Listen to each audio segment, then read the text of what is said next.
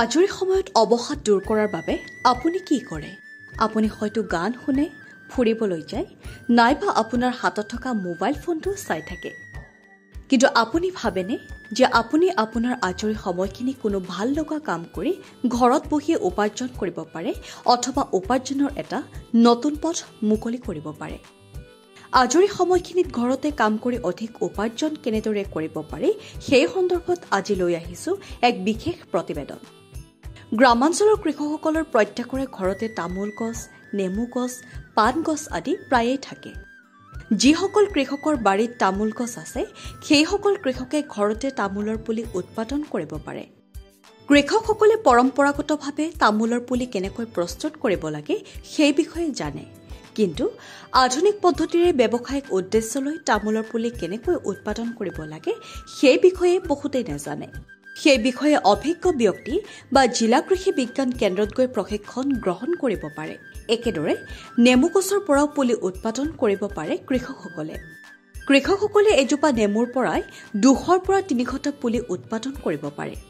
এখিলা নেমু পাতৰ পৰা এটা পুলি উৎপাদন কৰি 30 পৰা 35 টকাত বিক্ৰী কৰিব পাৰে। তাৰ বাবে কৃষকসকলে জিলা কৃষি বিজ্ঞান কেন্দ্ৰত গৈ প্ৰশিক্ষণো গ্ৰহণ কৰিব পাৰে। একেদৰে কৃষকসকলে ঘৰতে থকা পাণ, জালুক আদি গছৰ পৰাও পুলি প্ৰস্তুত কৰিব পাৰে। এটা পাণৰ আগ বা জালুকৰ আগৰ পৰা পুলি প্ৰস্তুত কৰি ঘৰৰ পৰাই 20 পৰা 25 টকাত একোটাকৈ পুলি বিক্ৰী কৰিব পাৰে। এই কামবোৰৰ বাবে কিছুমান সঁজুলিৰো প্ৰয়োজন হয়, যেনে কেঁচি, পিপি বেগ, কেঁচুসাৰ, ভাল বালিয়া মাটি, গোবৰ আদি।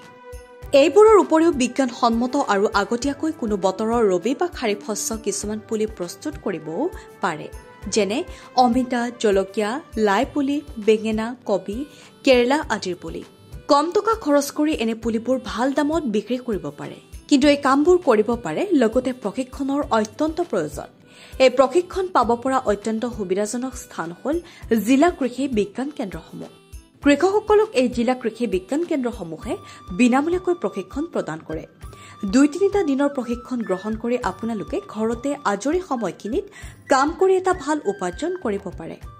এই কামটো আপোনাৰ গৃহিণীসকলেও কৰিব পাৰে।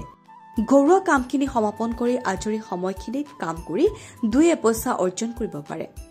যিহেতু এই কামবোৰ ঘৰতে আৰু শাৰীৰিক পৰিশ্ৰম কম হয়, কিন্তু আগতীয়াকৈ প্ৰশিক্ষণ গ্ৰহণ কৰিব লাগিব। পংকজ খনিকৰৰ ৰিপৰ্ট, অংকুৰিত অসম।